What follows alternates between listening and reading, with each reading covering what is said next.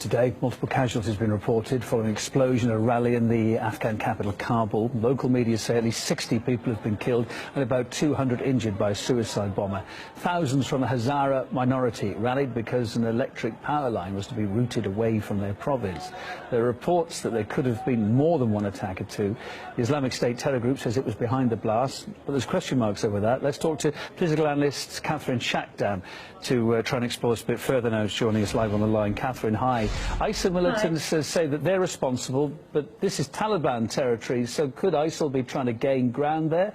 If not physically, certainly politically? Yeah, quite possibly. I mean, there's been a trend over the past few weeks where, ISIL has tried to just claim responsibility for all attacks, terror attacks in the West and in the Middle East. And I think there is a desire to kind of, impose themselves as the only one being able to carry such attacks and being powerful enough to be able to have grander reach than maybe their sister in arms. I think there's almost, I would say, a certain competition in between, different branch of terror. And ISIL is really trying to impose itself as the only one worthy of supporting, which is of course quite worrying because ISIL is extremely violent and bloodthirsty when it comes to carrying its agenda. I'm not saying that Al-Qaeda or the Taliban are any better, but there's a degree of violence Catherine, in ISIL which is really troubling. Must be pointed out here, the Taliban spokesman apparently commented and said they'd sent an email to the media condemning the attack and saying that they weren't behind it. Well, if it wasn't them, but I suppose it must have been ISIL, must it? Well, not necessarily. I mean, you could have other groups trying to kind of stir, sectarian tensions. The Hazara or Shia Muslim, and of course, there's always this question as to, why them. I mean, it's always, Shia Muslim have always been the religious minority, which, the likes of the Taliban and Al-Qaeda have liked to kind of pick on and oppress and repress because they feel very much threatened by them. Because Shia Islam carries a message of resistance and pluralism, which bothers them because it's not what they want to see happen. They want to portray Islam as this, this one dogma, and of course Shia Islam stands in the way of that because a lot more Muslims are kind of, looking, to other denominations to find a solution to this radicalism, which is actually enslaving them. They understand this, this I'm talking about the Sunni world. So do you think the Hazaras here they're a minority, do you think they were attacked intentionally because of their religious beliefs, yeah?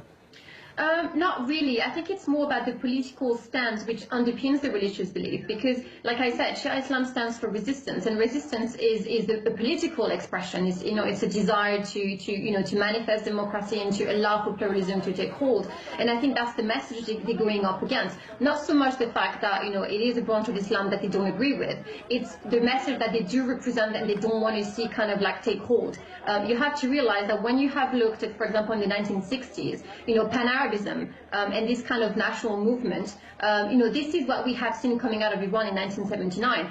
Even though it took a religious kind of undertone, the politics of it, the ideology behind it was resistance, was democracy, was pluralism. This is something that terrifies ISIL and Al-Qaeda and of course the Taliban, and this is something that is now kind of taking hold in Afghanistan. More and more people are listening to what the Hazara have to say because they understand that it could actually be the way forward for them. Not because they agree with them religiously necessarily, but because they understand that there's the political kind of agreement and consensus that they do understand that they can relate to.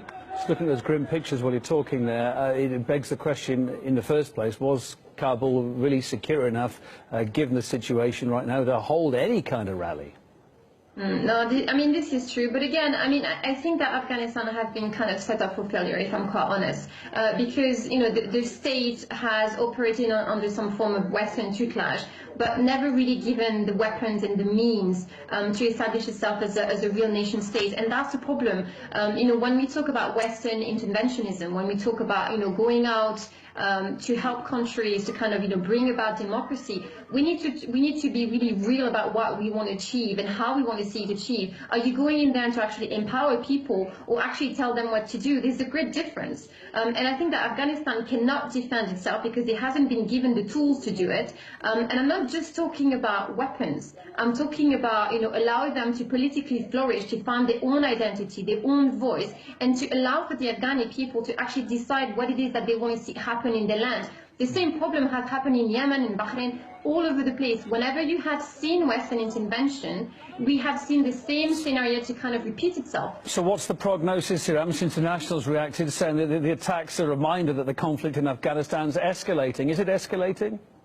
I don't think it's escalating. I think what you're seeing today is kind of a revival of, the likes of the Taliban and maybe another form of terror, because the root of the ideology was never actually addressed, never mind eradicated. And that's the problem. Unless you actually address, the undercurrent, what is actually, what this ideology means, what it's feeding on, it's never going to stop. That's the problem. It's only going to kind of like morph into something else.